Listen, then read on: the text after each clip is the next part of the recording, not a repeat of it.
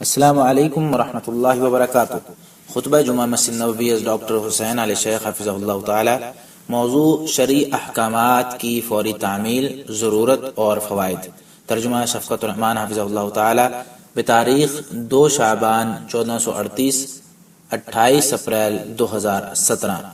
تمام تعریفیں اللہ کے لیے ہیں، وہی اعلیٰ ترین بادشاہ ہے۔ میں گواہی دیتا ہوں کہ اللہ کے سوا کوئی بھی معبود برحق نہیں، وہ تنہا اور یکتا ہے، دنیا اور آخرت میں اس کا کوئی شریک نہیں۔ اور میں یہ بھی گواہی دیتا ہوں کہ ہمارے نبی محمد صلی اللہ علیہ وسلم اللہ کے بندے اور اس کے چنیدہ رسول ہیں۔ یا اللہ ان پر، ان کی آل اور تمام متقی صحابہ کرام پر رحمتیں، سلامتی اور برکتیں نازل فرما۔ حمد و ثنا کے بعد، مسلمانوں، میں تمہیں اور اپنے آپ کو تقوی الہی اپنانے کی نصیحت کرتا ہوں۔ یہی اللہ تعالیٰ کی گزشتہ اور پیوستہ سب لوگوں کے لیے تاکیدی نصیحت ہے۔ اسلامی بھائیوں، انفارمیشن ٹیکنالوجی میں ہونے والی حیرت انگیز ترقی کے سائے تلے منہجی غلطیاں بڑھتی چلی جا رہی ہیں۔ لوگوں میں دین اور اعلیٰ اخلاقی اقدار کے خلاف خطرناک امور سامنے آ رہے ہیں، اور حقیقت یہی ہے کہ جب بھی وحی سے ہٹ کر اظہار رائے اور فکر پیش کرنے کا موقع انسان کو دیا جائے تو ایسے ہی ہوتا ہے۔ لیکن مسلمانوں کو آج کل صحیح معیار کی ضرورت ہے، جس کی بنا پر وہ اچھی اور بری چیز میں فرق کر سکیں، تو اس کے لیے ان کے پاس الحمدللہ اللہ کے مقرر کردہ ٹھوس قوانین اور ضابطے موجود ہیں۔ ان کی بدولت مسلمان ہمہ قسم کی زہریلی سوچ اور گمراہ منہج سے محفوظ رہ سکتے ہیں۔ چنانچہ کتاب اللہ اور سنت رسول اللہ صلی اللہ علیہ وسلم نے ایسے ٹھوس ضابطے مقرر کیے ہیں کہ جن سے محفوظ ترین راستہ اور مضبوط ترین منہج روشن ہو گیا ہے۔ اللہ تعالیٰ کا فرمان ہے، لوگوں تمہارے پاس تمہارے پروردگار کی طرف سے واضح دلیل آ چکی ہے، اور ہم نے تمہاری طرف نور مبین نازل کیا ہے۔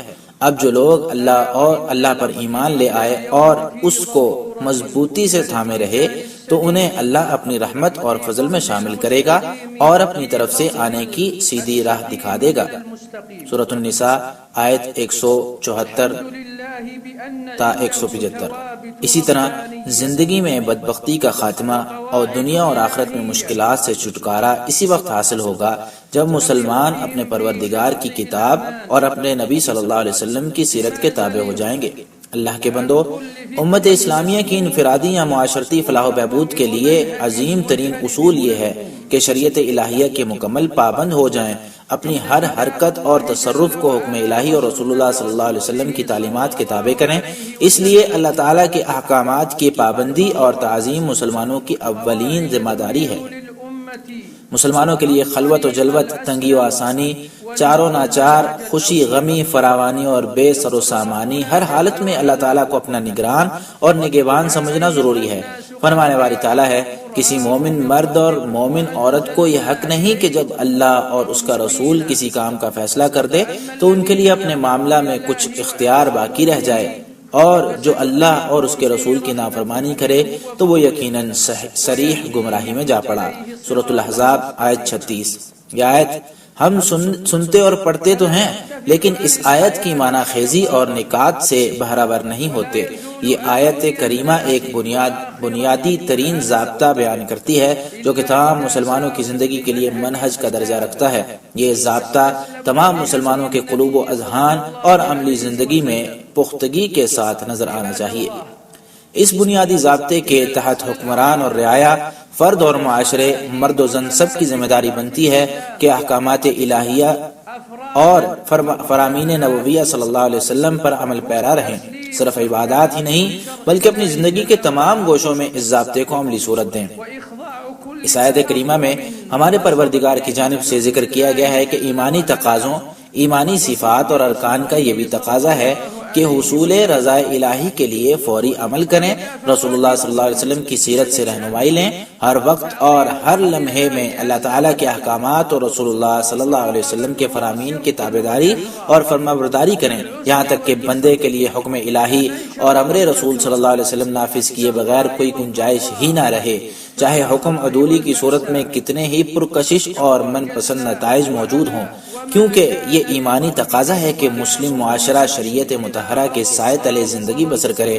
مسلم معاشرے کے اہداف اور رجحانات کا تعلق زندگی کی کسی بھی شعبے اور معاملے سے کیوں نہ ہو، کتاب و سنت کے مطابق ہونے چاہیے۔ یہی کامیاب و کامران ہونے والوں کا سلیقہ ہے، یہی متقی اور فلاح پانے والوں کا طریقہ ہے۔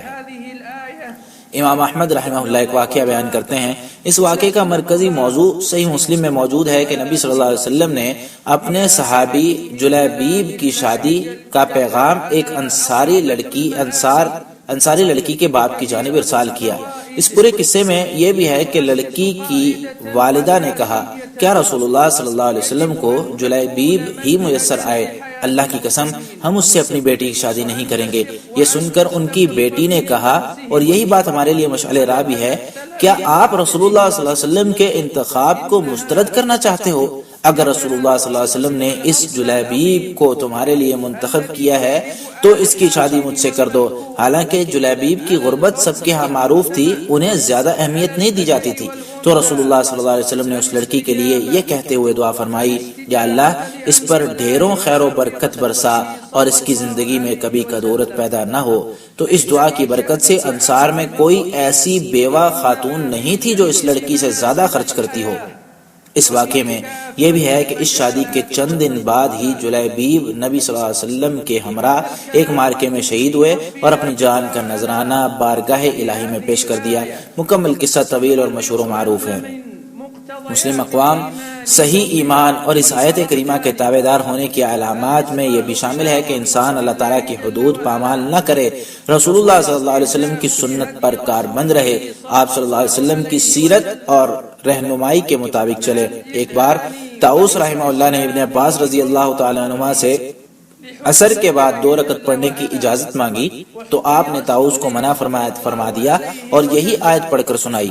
اسی طرح سالم بن عبداللہ کہتے ہیں کہ عبداللہ بن عمر رضی اللہ تعالیٰ عنہما نے ایک بار کہا، میں نے رسول اللہ صلی اللہ علیہ وسلم کو فرماتے ہوئے سنا ہے کہ جب تمہاری خواتین تم سے مسجد جانے کی اجازت مانگیں تو انہیں منع مت کرو۔ اس پر ان کے بیٹے بلال بن عبداللہ نے کہا، اللہ کی قسم ہم تو روکیں گے۔ اس پر عبداللہ متوجہ ہوئے اور انہیں اتنا سخت سست کہا کہ اس سے پہلے کبھی ایسا نہیں کیا تھا، کیونکہ اتنا سخت سست کہا اس کے لیے انہوں نے رسول اللہ صلی اللہ علیہ وسلم کے حکم کو مسترد کرتے ہوئے حدود الہی سے تجاوز کیا، اور پھر فرمایا، میں تمہیں رسول اللہ صلی اللہ علیہ وسلم کی حدیث سنا رہا ہوں اور تم کہہ رہے ہو اللہ کی قسم ہم روکیں گے۔ مسلم۔ احکامات الہیہ اور رسول اللہ صلی اللہ علیہ وسلم کے فرامین کی تعمیل، فوری بجا آوری اور تعظیم کے سلسلے میں صحابہ کرام اور تابعین اعظام سے بہت سے واقعات منقول ہیں۔ ان میں ہمارے لیے شریعت پر پابندی اور شریعت کی مخالفت سے خبردار رہنے کے لیے کافی نصیحت ہے۔ اسلامی بھائیوں، جہاں اللہ تعالیٰ نے کھڑے ہونے کا حکم دیا، اس امت کے سلف صالحین وہیں کھڑے ہو گئے۔ انہوں نے اپنے لیے اسی چیز کا انتخاب کیا جو اللہ تعالیٰ اور شریعت الہیہ کے مطابق تھی، چنانچہ اس بنا پر انہوں نے دنیاوی خیر و بھلائی سمیٹی اور آخرت میں رضا الہی کے مستحق ٹھہرے۔ اب اگر کوئی شخص یہی نتائج حاصل کرنا چاہتا ہے تو وہ بھی انہی کے راستے پر چلے، انہی کا طریقہ اپنائے۔ سلف صالحین کے اس منہج کی عملی تصویر کشی جاننے کے لیے ذرا یہ واقعہ بھی گوش گزار کریں۔ یہ واقعہ سیدہ عائشہ رضی اللہ تعالیٰ عنہ بیان کرتی ہیں کہ اللہ تعالیٰ ابتدا میں ہجرت کرنے والی خواتین پر رحم فرمائے، جس وقت فرمانے باری تعالیٰ وَلْيَضْرِبْنَ بِخُمُرِهِنَّ عَلَى جُيُوبِهِنَّ اور اپنی اوڑیاں اپنے سینوں پر ڈال لیں، سورہ نور آیت 31 نازل ہوا تو انہوں نے موٹی چادریں پھاڑ کر انہیں اپنی اوڑیاں بنا لیا۔ اسے بخاری نے معلق اور ابو داؤد نے متصل روایت کیا ہے اور اس کی سند محققین کے ہاں صحیح ہے۔ ابن حجر رحمہ اللہ کہتے ہیں، حدیث میں مذکور مروتہن موٹی چادر کے لیے عربی لفظ مرد کی جمع ہے، یہ تہبند کے لیے بولا جاتا ہے۔ نیز حدیث کے الفاظ فختمرنا کا مطلب ہے کہ انہوں نے اپنے چہروں کو ڈھانپ لیا۔ اس لیے ہر مسلمان پر یہی سلیقہ اور طریقہ اپنانا ضروری ہے۔ ایسے نہ کرے کہ وہی سے منہ موڑتے ہوئے ادھر ادھر سے ضابطے اور دستور لے اور اپنے اس عمل کو بوسیدہ دلائل سے مضبوط کرنے کی کوشش کرے۔ جو لوگ اس فاسد منہج پر عمل پیرا ہیں، ان کی پیش کردہ دلیلیں انتہائی کمزور ہوتی ہیں اور انسان کو بہت جلد ہی ان کے بودے پن کا احساس ہو جاتا ہے کہ ان کی وجہ سے معاشروں پر کتنی منفی اثرات مرتب ہو رہی ہیں۔ مسلمانوں کے لیے یہ لازمی ہے کہ شریعت الہی کی مکمل پابندی کریں، اپنی پسند، خواہشات اور رجحانات سب کچھ اللہ تعالیٰ کی قائم کردہ حدود کے مطابق بنائیں۔ چنانچہ اگر کسی کو دنیاوی مفاد یا جسمانی شہوت کسی کام پر ابھارے تو فوری یہ دیکھے کہ اس کا شریعت میں کیا حکم ہے، صحیح شرعی منہج کے مطابق کیا یہ کام چل سکتا ہے۔ نیز اس دوران اپنے آپ کو نفس امارہ سے بچائے، اس فانی اور زوال پذیر دنیا کے دھوکے میں نہ آئے، کیونکہ اللہ تعالیٰ کا واضح فرمان ہے وَمَا عِندَ اللَّهِ خَيْرٌ وَأَبْقَىٰ أَفَلَا تَعْقِلُونَ، اور جو کچھ اللہ تعالیٰ کے ہاں ہے وہ زیادہ باقی رہنے والا ہے، کیا تم عقل نہیں کرتے؟ سورۃ القصص آیت 60۔ رسول اللہ صلی اللہ علیہ وسلم کے صحابہ کرام نے جو منہج اپنایا اس کی وجہ سے پوری دنیا منور ہو گئی، کیونکہ صحابہ کرام کا منہج یہی تھا کہ وحی میں ذکر ہونے والی تعلیمات پر مکمل عمل ہو۔ چنانچہ جس وقت شراب کا کلی حرمت کا حکم نازل ہوا تو اس کے آخر میں تھا فَهَلْ أَنْتُمْ مُنْتَهُونَ، کیا تم باز آنے والے نہیں؟ سورۃ المائدہ آیت 91۔ چنانچہ جب یہ آیات سیدنا عمر رضی اللہ تعالیٰ عنہ کے سامنے پڑھی گئیں تو انہوں نے کہا ہم باز آ گئے، ہم باز آ گئے، اور صحابہ کرام نے شراب راستوں میں انڈیل دی، بلکہ شراب کے برتن بھی توڑ دیے اور شراب نوشی سے یکسر باز آ گئے۔ اس طرح انہوں نے دونوں جہانوں میں کامیابیاں میسر آئیں۔ مسلمانوں، اپنے دین پر مضبوطی سے کاربند رہو۔ اپنے دین کو کسی بھی قیمتی اور نفیس چیز سے اعلیٰ سمجھو گے تو کامیابی اور کامرانی پاؤ گے، اور تمہاری زندگی بھی پرامن ہو جائے گی۔ اللہ تعالیٰ اور اس کے رسول کی اطاعت کرنے والا ہی بڑی کامیابی پا گیا۔ سورۃ الاحزاب آیت 71۔ سو تمہیں دنیا میں خوشحالی اور آخرت میں اللہ تعالیٰ کی جنت بھی ملے گی۔ اسلامی بھائیوں، وحی پر حفظ اور عقل کو ترجیح دینے سے بندوں کے لیے اللہ تعالیٰ کے انتخاب سے روگردانی جنم لیتی ہے۔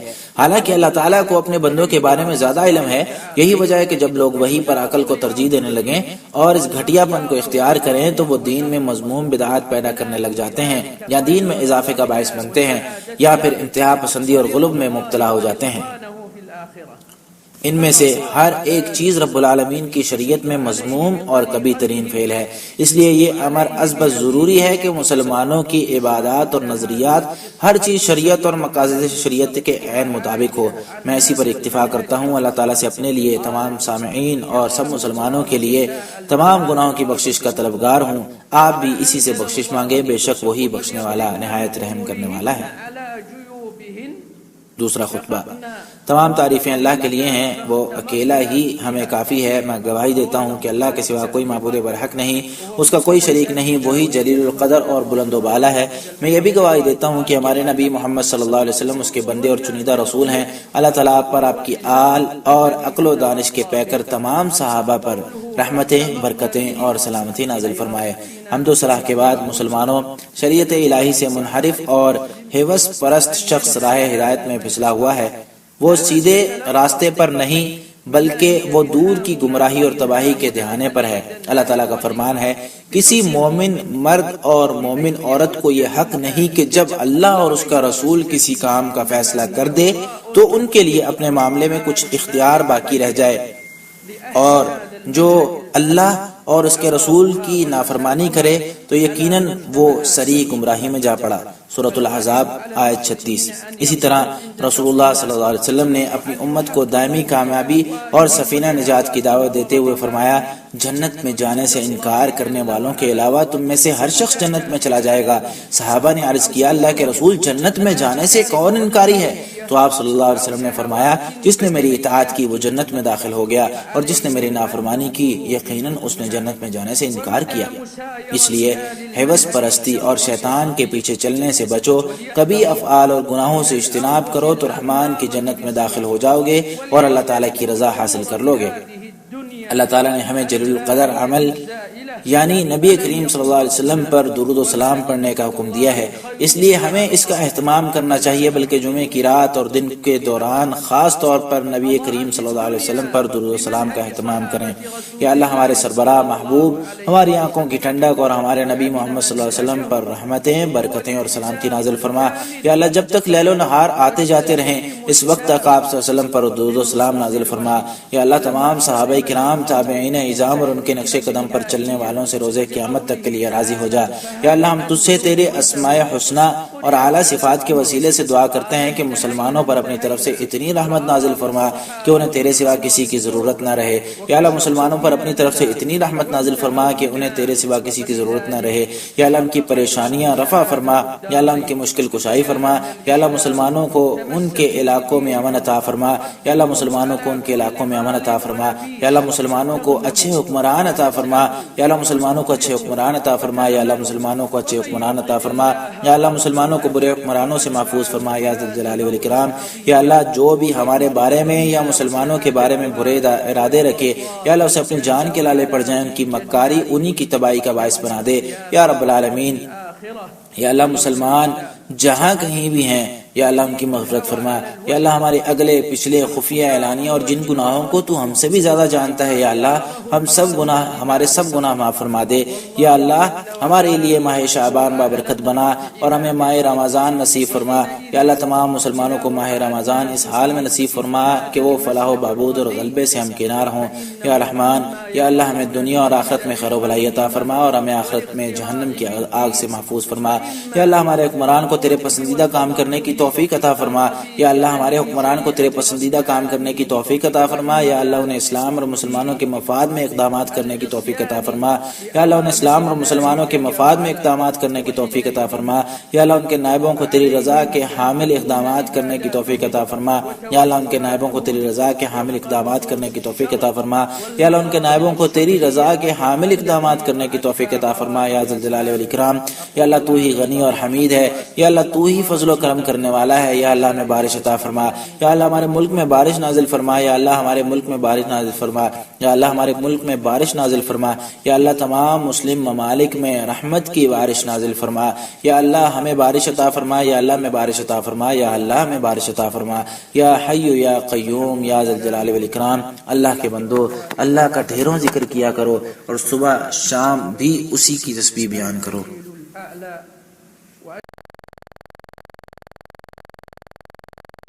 अल्लाहुम्मा सल्ली व सल्लिम व बारिक अला सय्यिदिना व हबीबिना व नबिय्यिना मुहम्मद व क़ुर्रति उयूनिना। अल्लाहुम्मा सल्ली व सल्लिम अलैहि मा तआक़ब अल-लैल वन-नहार। अल्लाहुम्मा अर्ज़ अन अस-सहाबति अजमईन व अन अत-ताबिईन व मन तबिअहुम बिइहसान इला यौमिद्दीन। अल्लाहुम्मा इन्ना नस्अलुका बिअस्माइका अल-हुस्ना व सिफ़ातिका अल-उला أن تنزل على المسلمين رحمة تغنيهم بها عمن سواك. اللهم ارحمهم رحمة تغنيهم بها عمن سواك.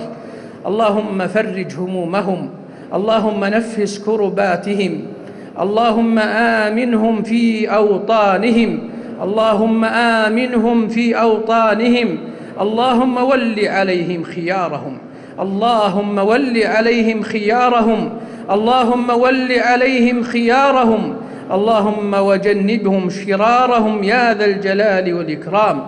اللهم من أرادهم وأرادنا وإياهم بسوء فأشغله في نفسه واجعل تدبيره في تدميره يا رب العالمين. اللهم اغفر لنا وللمسلمين جميعا في كل مكان. اللهم اغفر لنا ما قدمنا وما أخرنا وما أسررنا وما أعلنا وما أنت أعلم به منا. اللهم بارك لنا في شعبان. اللهم بلغنا رمضان. اللهم بلغ المسلمين رمضان وهم يرفلون في العز والصلاح والفلاح والأمن يا رحمن. اللهم آتنا في الدنيا حسنة وفي الآخرة حسنة وقنا عذاب النار. اللهم وفق ولي أمرنا لما تحب وترضى. اللهم وفقه لما تحبه وترضاه. اللهم وفقه لما فيه صلاح الإسلام والمسلمين. اللهم وفقه لما فيه صلاح الإسلام والمسلمين. اللهم وفق نائبيه لما يرضيك. اللهم وفق نائبيه لما يرضيك. اللهم وفق نائبيه لما يرضيك يا ذا الجلال والإكرام. اللهم إنك غني حميد. اللهم إنك ذو الفضل والطول. اللهم أغثنا. اللهم أغث ديارنا. اللهم أغث ديارنا. اللهم أغث ديارنا. اللهم اسق ديارنا وديار المسلمين. اللهم اسقنا. اللهم اسقنا. اللهم اسقنا يا حي يا قيوم يا ذا الجلال والإكرام. عباد الله، اذكروا الله ذكرا كثيرا وسبحوه بكرة وأصيلا.